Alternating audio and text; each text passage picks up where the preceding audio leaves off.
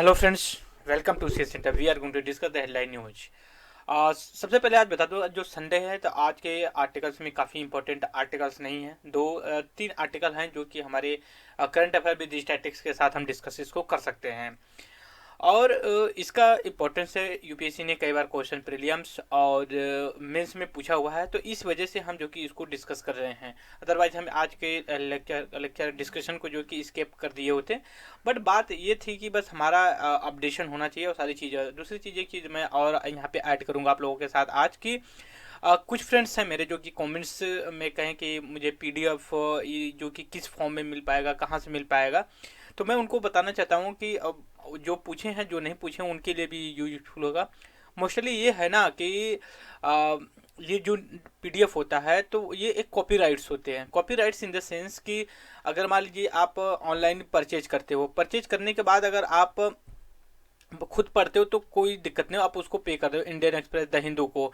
But अगर आप करते हो और उसका आप कॉमर्शियल यूज करते हो पीडीएफ को, जैसे मान लीजिए कि आप कोई वेबसाइट बना के उस पर अपलोड कर दिए, लोग डाउनलोड करके पढ़ रहे हैं, तो भी केस हुआ था सुप्रीम कोर्ट ऑफ इंडिया में। तो अभी ये है कि उसका प्रोसीजिंग चल रही है। तो इससे मैं ये सजेस्ट करूंगा कि आप लोग थोड़ा सा पेशेंस रखिए, इन टच में रहिए इस मतलब हमले से। और आने वाले समय में जब वर्डिक्ट फाइनल आ जाएगी किस हिसाब से है, कैसे है, तो उसको हम आपको लिंक्स प्रोवाइड करवाएंगे यहाँ से, और आप जो कि डाउनलोड हमारी वेबसाइट से कर सकते हैं डायरेक्टली। राइट, तो आपको ज़्यादा परेशान होने की जरूरत नहीं, बस नीचे डिस्क्रिप्शन बॉक्स में मैं आपको लिंक्स दे दूंगा। Indian express, the Hindu, economic survey, जो भी न्यूज़पेपर हमारे ओपिनियन से, पॉइंट ऑफ व्यू से इंपॉर्टेंट लगेगा। राइट, तो इस चीज़ के लिए आप थोड़ा सा भी मतलब पैनिक मत करिए। और आने वाले समय में ये भी है कि मैं आपको जो भी लेक्चर कर रहा हूँ इसको पीडीएफ फॉर्म में करूँगा, और उसके बाद अलग से भी लेक्चर वो बनेगा जो स्टैटिक्स पार्ट के होते हैं, जैसे पॉलिटी है, इकोनॉमी है, ज्योग्राफी है, इन्वायरमेंट है, एवरीथिंग हम आपको जो कि उसके साथ जो कि बड़े लेवल पे करेंगे। तो बस इतना है आप लोगों से रिक्वेस्ट, और आप लोगों का वास्तव में मतलब काफ़ी सपोर्ट है। तो मैं यही कहूँगा कि बस आप टच में रहिए, बस मतलब उसको आउट ऑफ टच मत जाइए, और आपको सारी चीज़ें आने वाले लेट होगा बट कंप्लीट होगा जो आपको मटेरियल चाहिए होगा। राइट, तो सबसे पहले मैं अगर आज आते हैं जो कि अब इसको छोड़ते हैं, तो ये तो मान लिया हमारे लिए उतना नहीं, तो फिर हम आते हैं अपना जो कि न्यूज़पेपर हेडलाइन है। तीन आर्टिकल हम देख लें, एक अब सपा करके है, और एक जो है कि एमजी मनरेगा को लेकर के है। अब एक माल न्यूट्रिशन या सेकेंडरी माल न्यूट्रिशन या प्राइमरी जो कि माल न्यूट्रिशन, और इसके बाद एक बिटकॉइन। ये चार आर्टिकल्स हमें जो कि इंपॉर्टेंट लगे। ये चारों को हम मतलब इसका बेस लेकर के हम डिस्कस करेंगे। सबसे पहले मैं अब सपा की बात करता हूँ। देखिए, ये एक arm force, special protection force है। ये क्या करती है, जहाँ पे स्पेशली नॉर्थ ईस्ट और जम्मू कश्मीर, पंजाब जो अलग बेल्ट, जहाँ पे ज़्यादा डिस्टर्बेंस है इंटरनली, ठीक है, जैसे इंसर्जेंसी होती है या फिर जो इंटरनल कुछ लोग होते हैं, स्पेशली आप यही बोल सकते हो कि नॉर्थ ईस्टर्न इंडिया में लगा है, जम्मू कश्मीर में लगा रहता है, कुछ जगह लगा रहता है। तो वो मिनिस्ट्री ऑफ होम अफेयर जो होती है उसके पास ये अथॉरिटी होती है, उसको हटाए कैसे कितना लगना चाहिए। दूसरी चीज़ ये है कि न्यूज़ में क्यों है, कि ये है कि अभी होम मिनिस्ट्री जो अमित शाह है, मतलब होम मिनिस्ट्री की एक नोटिफिकेशन के द्वारा ये पता चला है कि तीन स्टेट, असम, नागालैंड, मिजोरम, मणिपुर में जो है कि ये कुछ एरिया से हटा लिए गए हैं। ठीक है, 9-10 एरिया, जो भी एरिया है। कहने का मतलब मेरा ये है कि ये जो है कि स्टेट के किसी पार्ट में लग सकता है, पूरे स्टेट में लग सकता है। वो मतलब डिपेंड करेगा कि आप जो स्टेट में लग रहा है वो कितना डिस्टरबेंस है उसमें, किस एरिया पे। ऐसा नहीं कि थोड़ी सी जगह 2-4 डिस्ट्रिक्ट में है तो पूरा स्टेट में लगा दिया जाए, ऐसा नहीं है। तो वो जहाँ पे डिस्टर्बेंस होता है उसीलिए। और इनके पास पावर ये होती है कि अब किसी को भी बिना वारंट के मतलब अरेस्ट कर सकते हैं, बिना किसी वारंट के जो है कि इन्वेस्टिगेट कर सकते हैं घर में घुस करके। बस इनफैक्ट इनके पास इतनी पावर है, शायद सेक्शन 56 करके है, उसमें इतनी पावर है कि वो आपको जान से भी मार सकते हैं, कि अगर उनको थोड़ा सा भी लगे कि नहीं इनसे जो कि कोई इंस्टेबिलिटी या फिर खतरा है कुछ नेशनल सिक्योरिटी किसी भी तरह का, तो वो जान से मार सकते हैं। और इनके ऊपर जो कि ऐसी कोई एक्टिविटी नहीं किया जा सकता। जो आर्म फोर्स प्रोटेक्शन फोर्स होती है, इनके जो एम्प्लॉई होते हैं, ये जनरली जो कि पहले जो रिक्रूट होते हैं, ऐसा नहीं कि जैसे सीआरपीएफ आरपीएफ में रिक्रूट होते हैं जो कि वैसे इनका रिक्रूटमेंट है, नहीं। ये स्पेशली जो पैरामिलिट्री फोर्स, आर्म फोर्सेस, वहाँ से रिक्रूट किए। आर्मी हो गई, असम राइफल हो गया, सीआरपीएफ, आरपीएफ, और सॉरी आरपीएफ मैंने बोल दिया, आईटीबीपी, सीएसएफ, यहाँ से लोगों को रिक्रूट करके उसमें स्पेशल मतलब सर्विस के लिए वहाँ भेजा जाता है। उनको अलग तरीके की जो ट्रेंड और पावर दिए गए होते हैं। लेकिन अगर आप देखिए सीआरपीएफ और सीएसएफ की अगर जो फोर्स है, वो ऐसा अगर किसी को अरेस्ट भी करती है ना तो उनको नोटिफिकेशन है। लेकिन जो अपसपा के अंतर्गत पावर है, ये एक्ट है, इसके अंदर जो काम करते हैं उनको जो है कि ये अथॉरिटी है, कुछ भी कर सकते हैं। तो यूपीएससी ने एक बार सवाल पूछा था कि एक सेक्शन को लेकर के, जिसमें सेक्शन में इतनी पावर फोर्स को दी गई है अपसपा के अंदर का, तो उसने पूछा था इस पावर को लेकर के बहुत क्रिटिसिज्म होता है, क्योंकि बहुत क्रिटिसिज्म होता है इन द कॉन्टेक्स्ट, मतलब कि ह्यूमन राइट्स को लेकर के। जो एनजीओ वगैरह होती हैं वो भी काफ़ी इसको मतलब विरोध करती हैं कि मतलब ये मिसयूज, उनका ब्लेम ये होता है कि मिसयूज करती हैं। रियलिटी में कुछ हो सकता है मिसयूज, बट हम लोग पर्सनल तो एक्सपीरियंस नहीं किए, बट जो रिपोर्ट्स, जो न्यूज़पेपर्स, जो न्यूज आती हैं रिपोर्ट गवर्नमेंट की, उसके हिसाब से काम करते हैं। ठीक है, ऐसे तो कोई अनाप शनाप किसी को मार नहीं देगा, कुछ तो रीजन होगा ना। तो इसके लिए है कि अपसपा, तो अपसपा के बारे में आप इतना जान लीजिए। आप protection force, arm special protection force होती है, ये 56 में लाया गया था।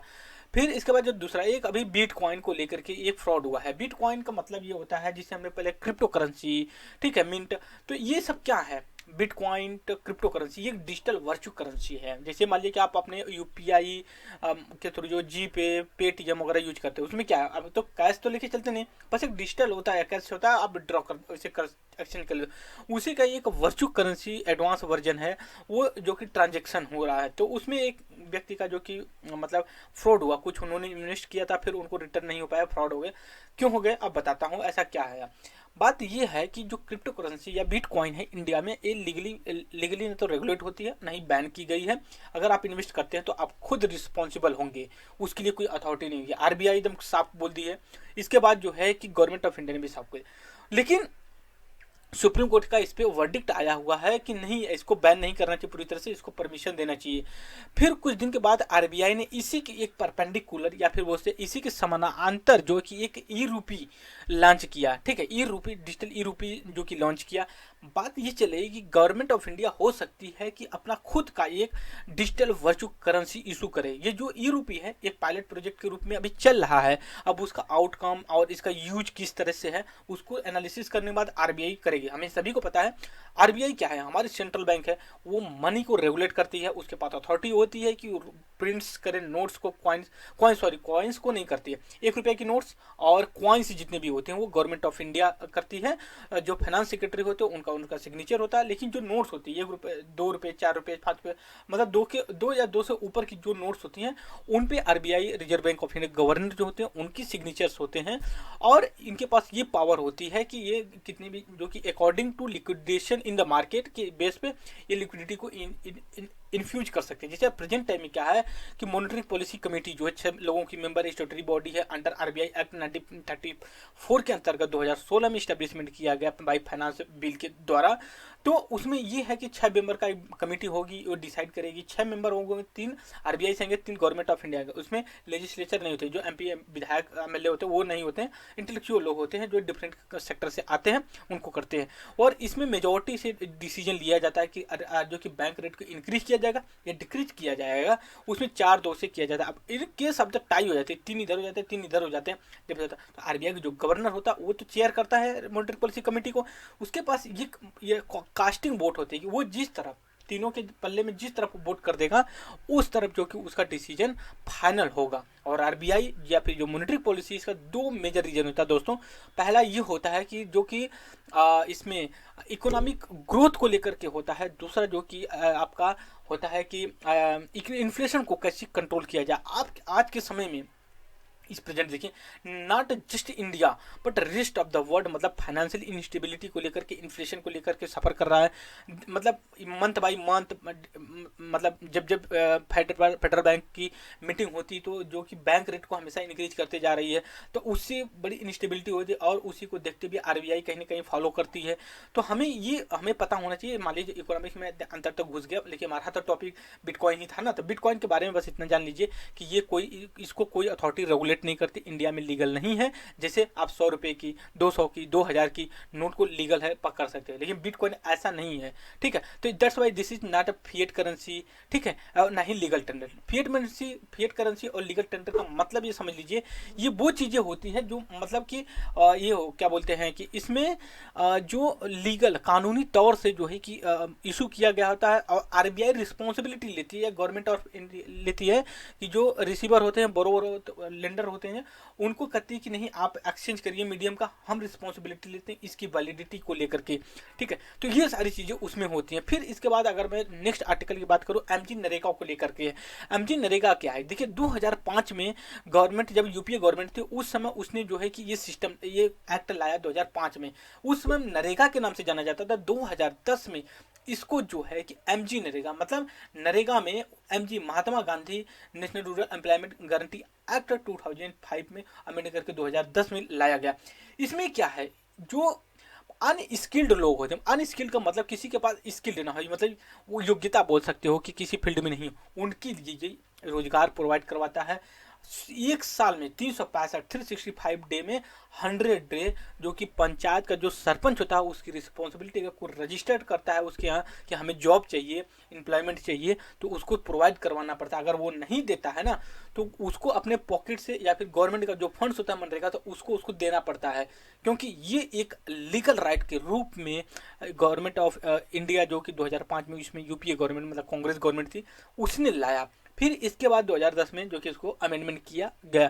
तो अभी क्या हुआ है कि जो rural ministry, union rural ministry है, इसको जो कि नोडल एजेंसी है, ये इशू करती है सारी नोटिफिकेशन। तो अभी इसने नोटिस इशू किया है कि ऐसा है कि कुछ स्टेट में जो कि इनके जो है मतलब जो वेजेस है, जो मतलब इनको सैलरी दिए, इंक्रीज किया गया। जहाँ पहले शुरू में 100 रुपये एक दिन का होता था, फिर 500। तो ये ऐसा नहीं, पूरे भारत में एक नहीं है, हर स्टेट में अपना अलग अलग तरीके का जो है कि रेट लगा रहता है। तो आपसे अगर क्वेश्चन पूछें तो देखिए, पहला क्वेश्चन तो 2005 में आया, 2010 में अमेंडमेंट करके Mahatma Gandhi national rural MG MNREGA बन गया। फिर इसके बाद इसका ये है कि अनस्किल्ड लोग, जो एडल्ट लोग हैं, जॉब चाहिए उनको लिए, इंडिविजुअल के लिए, वैसा नहीं फैमिली से एक लोग, अगर वुमेन भी करना चाहती है वुमेन भी, क्योंकि इसमें बराबर वुमेन का हाँ, एक रिपोर्ट के अनुसार ये भी कहा गया कि जो एमजी मनरेगा नरेगा है, इसमें वुमेन का काफ़ी अच्छा पार्टिसिपेशन हुआ है और उनका एम्पावरमेंट भी हुआ है। तो इस चीज़ को लेकर के काफ़ी इसको अप्रिशिएट